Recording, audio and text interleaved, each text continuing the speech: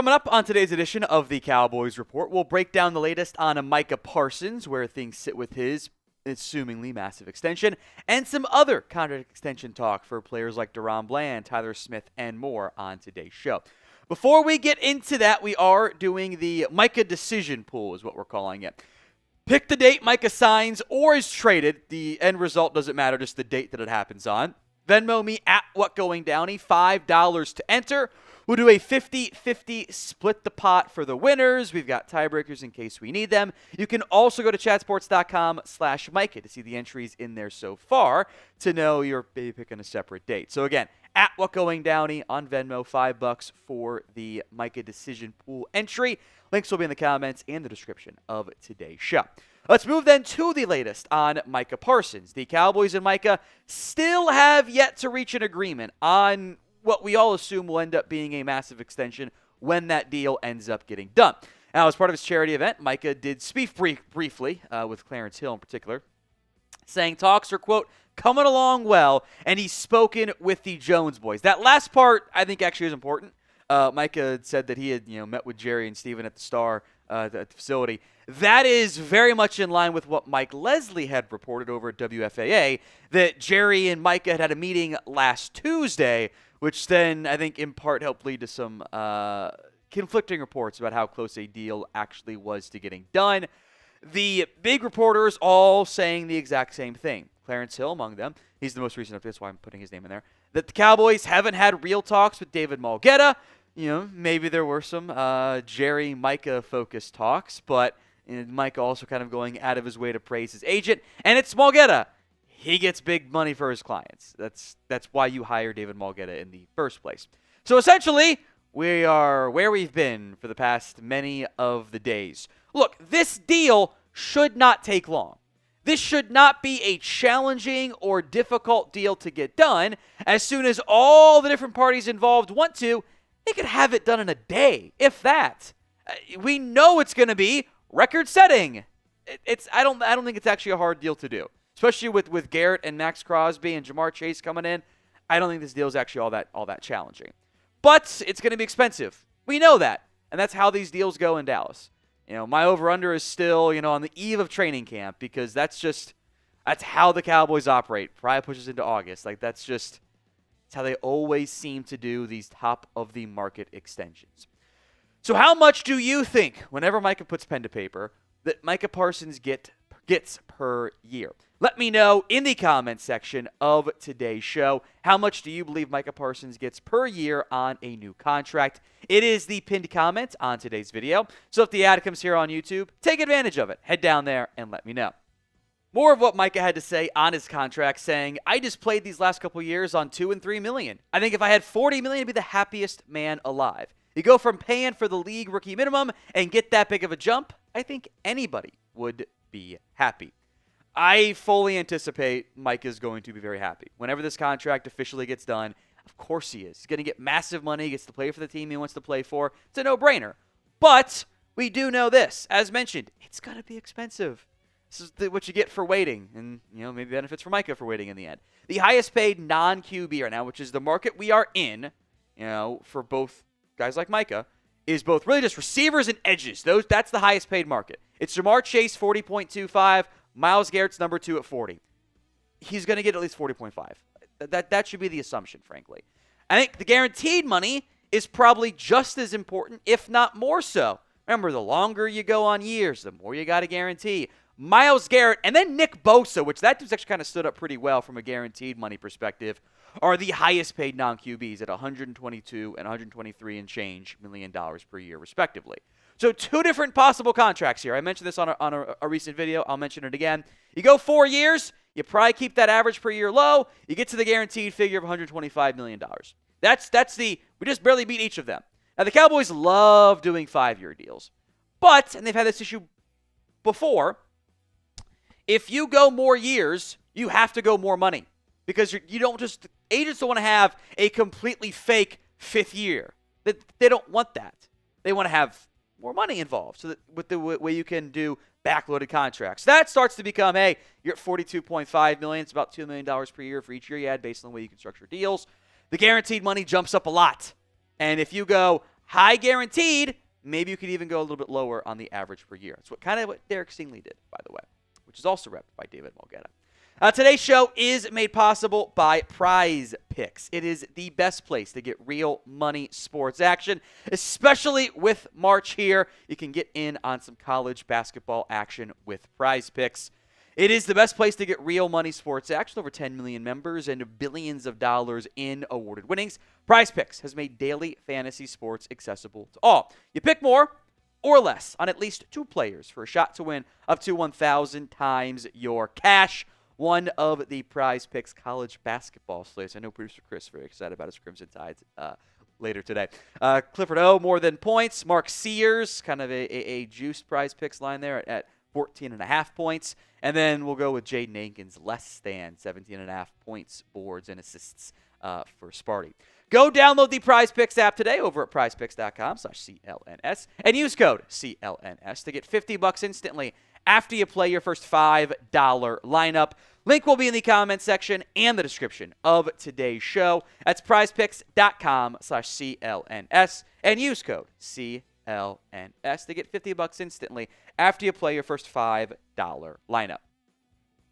Now, Todd Archer pointed this out. I think it's a good time to revisit it as well. Some other notable players who are due for extensions in the next less than a year, potentially. DaRon Bland, Tyler Smith, Jake Ferguson. You see the years on those, by the way. DaRon Bland, free agent in 2026. Jake Ferguson, 2026 as well.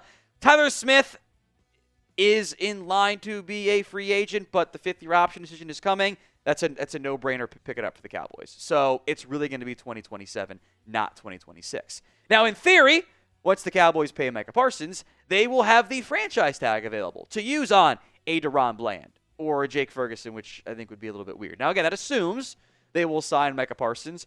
I think that's a pretty reasonable assumption to operate under right now. And if we get to September, we get to the season with somehow no deal done, different conversation. Now, of those 3 guys, who do you think is the most important to pay long-term and first? DB for DaRon Bland, TS for Tyler Smith, or JF for Jake Ferguson? Now, the Cowboys will pick up the 5th-year option on Tyler Smith. That's not a surprise. That's the reality. I'm not calling it expectation. That's what's going to happen there. But doing his deal early would save the Cowboys money. It would allow the Cowboys to have better cap control long-term by doing it for once an entire year early and not making a player play on the 5th-year option. Now, Tyler Smith is, I think, one of the better guards in football. The penalties are still a little bit high, but the run blocking, the pass protection remains really good despite, pretty decent amount of shuffling to the left of him throughout this past season. Now, what that guard contract looks like, we shall see. Landon Dickerson right now is the highest paid guard in the NFL. He makes $21 million. It is a sizable figure. He's narrowly ahead of Chris Lindstrom, Quentin Nelson, Robert Brooks. Aaron Banks got 19.25, which is insane to me. Right now, Trey Smith makes 23.4. That is on the franchise tag. So if you can pay Tyler Smith now, you would almost assuredly dictate the market. The Cowboys over the years have had issues. They don't want to be market setters. But the end result is that they get set by the market, which is not the way you want to go about doing things. So if you pay Tyler Smith now, you dictate what that market looks like. Maybe that's $22 million. Maybe it's a little bit more. But it would be a record-setting contract for a guard that would then be beat by others in the not-too-distant future. It would slightly increase his 2025 cap hit. That's okay. You have a ton of cap space right now because you haven't spent anything really this offseason beyond Osa. And there's massive savings the way you can structure a contract in 2026, in 2027, even into 2028, as opposed to doing 5th-year option and then franchise tags and then extension. Just pay him now, and you'll save a ton of money in the long run. We have made massive ground up in the Commanders-Cowboys Report sub-battle this month. We are down by 11. Let's close that gap today. Hit that sub button for more free Cowboys YouTube videos each and every single day. As for a Jake Ferguson contract extension, I am not as sold on this one. He's coming off a frankly bad year. I wouldn't even call it a down year. He just wasn't that good. He looked like he had a breakout sophomore campaign. It was a slump in his junior year. Everything went down. The efficiency, the catches, the yards, the after catch. He did not look like the same player. I know he was banged up earlier this year. He'd added some way to try to be a better blocker. Maybe all of those things combined led to problems, but I don't know what his market looks like right now. The tight end market is kind of unique. Travis Kelce's out there as the highest paid tight end, and it's TJ Hawkinson, George Kittle. Dallas Goedert, Mark Andrews are like low-key being shopped by their teams. At least they're rumored to being shopped by their teams. I don't know what the market looks like for Ferguson. The tight end market has not exploded the same way we've seen other positions rise over the past couple of seasons. And specifically as it relates to Fergie, this is where your ability to self-scout is key. How good do you think he actually is? Because if you are convinced he's going to have a breakout season and bounce back and be awesome, you would be better served paying him now. Of course, if Ferguson thinks that too, maybe he doesn't want to do that, and maybe he wants to bet on himself, and you have to find that middle ground. For all three of these guys, with them being not far away from free agency, it does take two. Especially Ferguson, where I don't think he'd get franchise tagged. I don't think. They did it with Dalton Schultz once, obviously. That one, I think, is a bit more of a, I don't know about that one. But if you're right, you save money. If you're wrong, it's a bad contract. So would you extend Jake Ferguson early? I think there's no wrong answer here, frankly. Why for yes and for no? Let me know in the comments of today's video. Then there's DaRon Bland. Look, getting a Bland deal done early, I think makes a lot of sense for both sides. Bland's coming off the injury, but we know how good he's been in the past. Even, I don't think when he got healthy, he was good again this past year. Just didn't have the interceptions because he didn't play as much, and the Cowboys weren't in a lot of position to have teams throw on them. But I think for the Cowboys and Bland specifically, if Bland gets paid now, that would probably make him more inclined to be willing to play nickel corner, where the Cowboys might need him this year. There is a chance that when we get, whether it's September or we get to November, that the Cowboys' best nickel option and the best option for their three corners is to put Bland on the inside. And DaRon Bland probably doesn't want to do that if he hasn't been paid, because a nickel corner, the highest paid nickel makes like $11 million. The highest paid outside corner makes nearly 3 times that. I don't know if DaRon Bland's going to actually command $30 million or $25, or if he slots in somewhere in the low to mid-20s.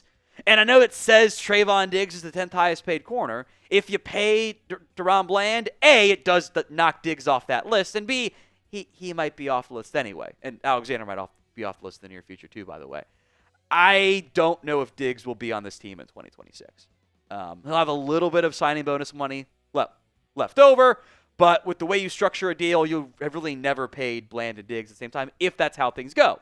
Or Diggs comes back healthy, looks great, and the Cowboys do it back for another year. But there is long-term uncertainty around Trayvon Diggs. I don't want to have to tag Bland in 26. I don't like the franchise tag. It limits my ability to spend. It limits my cap space. And I just think it's kind of a half measure. For a team that loves half measures, I don't want more of them. So I would very much like to get Bland and Tyler Smith done before the season begins.